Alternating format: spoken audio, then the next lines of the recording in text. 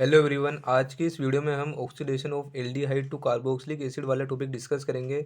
इस टॉपिक में आपको कुछ ज़्यादा ध्यान नहीं रखना है, बस आपको दो चीज़ पता होनी चाहिए कि जो एल्डिहाइड है इनका ऑक्सीडेशन कराया जाएगा तो ये कार्बोक्सिलिक एसिड में कन्वर्ट होंगे, और कौन कौन से जो ऑक्सीडाइजिंग एजेंट है वो इनका ऑक्सीडाइज करवाने पर इसको कार्बोक्सिलिक एसिड में कन्वर्ट करते हैं। ये चीज़ आपको ध्यान रखनी है। तो सबसे पहले हम देखते हैं कि oxidation of aldehyde to carboxylic acid has been carried out with many oxidising agent, the most popular of which is acidic, basic or neutral solution of permanganate, chromic acid, silver oxide, bromine और Benedict solution and Fehling solution. The mechanism of aldehyde oxidation may be free radical और ionic और both। ठीक है, तो ये क्या हो सकता है, फ्री रेडिकल मैकेनिज्म से भी इसका ऑक्सीडेशन हो सकता है, आयोनिक से भी हो सकता है और दोनों तरीकों से भी हो सकता है। द मैकेनिज्म में टेक प्लेस टुगेदर। ठीक है, तो ये दोनों मैकेनिज्म है, ये दोनों साथ साथ भी हो सकते हैं। In the free radical mechanism the aldehydic hydrogen is abstracted to give an acyl radical which obtains from which obtains OH from the oxidizing agent। और इसके अब एग्जांपल देखते हैं हम। तो इसमें आपको मेन क्या चीज़ ध्यान रखनी है कि ये कौन कौन से एग्जांपल है जिससे हम जो है इसका ऑक्सीडेशन करा सकते हैं, कौन कौन से रिएजेंट से इसका ऑक्सीडेशन करवा सकते हैं। ठीक है, और बाकी हमारे को ये ध्यान रखना है कि एल्डिहाइड का ऑक्सीडेशन होगा तो कार्बोक्सिलिक एसिड बनेगा। तो फर्स्ट जो हमारा ये रिएजेंट है वो हम क्रोमिक एसिड से इसका ऑक्सीडेशन करेंगे। तो इसमें कुछ नहीं करना है कि रिएक्शन है, एल्डिहाइड है, क्रोमिक एसिड के प्रेजेंट में क्या होगा, कार्बोक्सिलिक एसिड में कन्वर्ट हो जाएगा। ठीक है, RCHO कन्वर्ट हो जाएगा RCOH में। इसका मैकेनिज्म कुछ इस टाइप से है कि ये जो RCHO है वहाँ पे इसका जो हाइड्रोजन इसमें जुड़ा हुआ है वो क्रोमिक एसिड की प्रेजेंट में क्या हो जाएगा, एब्स्ट्रैक्ट हो जाएगा, होमोलैटिक रिलीज होगा, एक इलेक्ट्रॉन यहाँ जाएगा, एक इलेक्ट्रॉन यहाँ जाएगा, जिससे एसाइल रेडिकल जनरेट होगा। ठीक है, अब यही एसाइल रेडिकल जो है क्रोमिक एसिड के प्रेजेंट में कार्बोक्सिलिक एसिड में कन्वर्ट हो जाता है, और जो इसमें क्रोमियम होता है ये +5 जो ऑक्सीडेशन स्टेट है इसमें कन्वर्ट हो जाता है। ठीक है, तो इसका जो मैकेनिज्म है इज सिमिलर विथ केमिनोफोर आल्सो। जो ये मैकेनिज्म है केमिनोफोर से भी सिमिलर है, बस जो केमिनोफोर का मैकेनिज्म होगा वो हमारा आयोनिक मैकेनिज्म होगा। ठीक है, फॉर एल्केनाइन permanganate the ionic mechanism is as follows. ठीक है, तो ये एल्केनाइन परमैग्नेट के लिए आयोनिक मैकेनिज्म यहाँ पे दिया हुआ है। तो इसमें क्या होगा कि ये एल्केलाइन मीडियम है तो यहाँ पे OH आयन प्रेजेंट होंगे, ये क्या रिएक्ट करेंगे, एल्डिहाइड से रिएक्ट करेंगे, और OH माइनस आयन के प्रेजेंट में क्या होगा कि ये इलेक्ट्रॉन जो है बॉन्ड के इधर जाएंगे, इस पर माइनस चार्ज जाएगा और इस पर पॉजिटिव। तो ये OH माइनस नेगेटिव आयन जो इस पर अटैक करेगा और कुछ इस टाइप की स्ट्रक्चर देखने को मिलेगी। तो इसमें क्या होगा कि जो माइनस चार्ज है फिर वापस यहाँ पे आएगा, तो जो हाइड्रोजन है वो H माइनस के रूप में एक्सट्रैक्ट होगा, और एब्स्ट्रैक्ट होने के बाद क्या होगा, ये MnO4 माइनस से जुड़ जाएगा। ठीक है, KMnO4 था पोटेशियम पर मैग्नेट, तो इससे क्या होगा MnO4 माइनस से जुड़ जाएगा, और ये क्या हो जाएगा RCOH बन जाएगा। इससे यहाँ पे डबल बॉन्ड आ जाएगा, डबल बॉन्ड O और OH, H निकल जाएगा और जुड़ जाएगा इससे, तो HMnO4 2 माइनस। ठीक है, माइनस पहले ही था, अब जो एक और H माइनस जुड़ा तो ये 2 माइनस हो जाता है।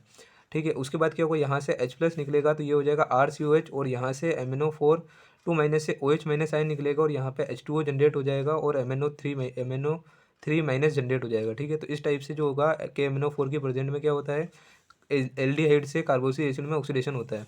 तो पहले वाले एग्जांपल में हमने देखा था कि जो हमारा परमैंगनेट था वो एल्कलाइन मीडियम में था, लेकिन जब अगर परमैंगनेट न्यूट्रल और एसिडिक मीडियम में होता है तो इस तरह का जो आयनिक मैकेनिज्म होता है उससे जो है एल्डिहाइड कार्बोक्सिलिक एसिड में कन्वर्ट होते हैं। तो यहाँ पे क्या होगा, एल्डिहाइड जो है HMnO4 से रिएक्ट करेगा, तो HMnO4 को हम ऐसे भी लिख सकते हैं OH MnO3। ठीक है, तो यहाँ पे OH माइनस हो जाएगा, MnO3 प्लस हो जाएगा। तो इसमें क्या होगा, जब ये इलेक्ट्रॉन बॉन्ड के इधर जाएंगे तो इस पर माइनस चार्ज आ जाएगा और इस पर पॉजिटिव चार्ज आ जाएगा, तो ये OH माइनस जो है इधर अटैक करेगा, और जो इधर MnO3 है वो कहाँ पे जाएगा, इससे जुड़ जाएगा। ठीक है, तो कुछ इस टाइप की स्ट्रक्चर इसमें बन जाएगी। फिर क्या होगा कि जो CH बॉन्ड के जो इलेक्ट्रॉन है वो इधर ट्रांसफर हो जाएंगे, तो यहाँ पे डबल बॉन्ड आ जाएगा, और यहाँ के जो इलेक्ट्रॉन है इसके ऊपर चले जाएंगे तो इस पर क्या आ जाएगा, माइनस चार्ज आ जाएगा।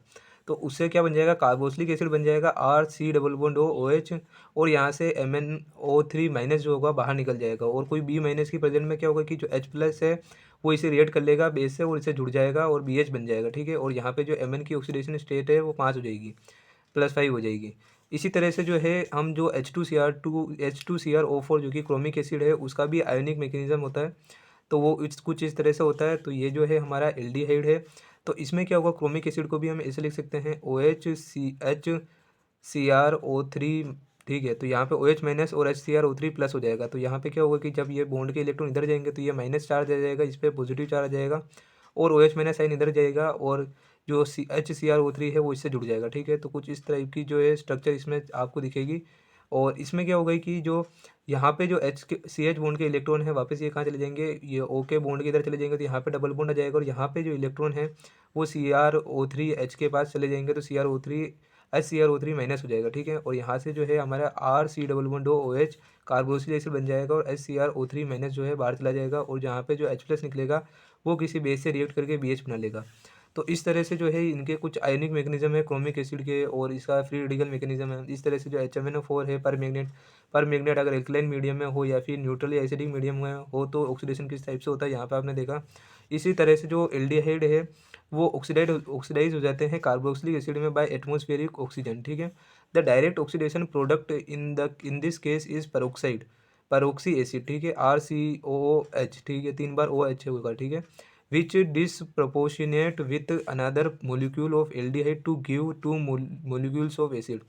इसमें क्या होगा कि जो ये एल्डिहाइड है वो किसी फ्री रेडिकल से रिएक्ट करेगा, ठीक है। तो यहाँ पे क्या होगा, हाइड्रोजन एब्स्ट्रैक्ट हो जाएगा और जो एसाइल रेडिकल है वो जनरेट होगा जो कि क्या करेगा, एटमॉस्फेरिक ऑक्सीजन है उसे रिएक्ट करके ये पेरोक्सी एसिड जो है, पेरोक्सी जो फ्री रेडिकल है वो जनरेट कर लेगा, ठीक है।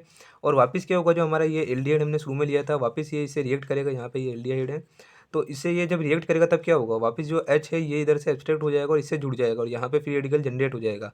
एसाइल रेडिकल वापस जनरेट होगा जो वापस ऑक्सीजन से रिएक्ट करेगा और ऐसे जो ये रिएक्शन है और चलती जाएगी और यहाँ पे क्या जनरेट हो जाएगा, ये पेरोक्सी एसिड जनरेट हो जाएगा जो कि जो हमारा एल्डिहाइड हमारा शुरू में हमारा प्रेजेंट था उससे रिएक्ट करेगा और जो इसका एक ऑक्सीजन है वो इसके पास चला जाएगा और दो जो मोल है हमारे कार्बोक्सिलिक एसिड के जनरेट हो जाएंगे, RCOH बन जाएगा।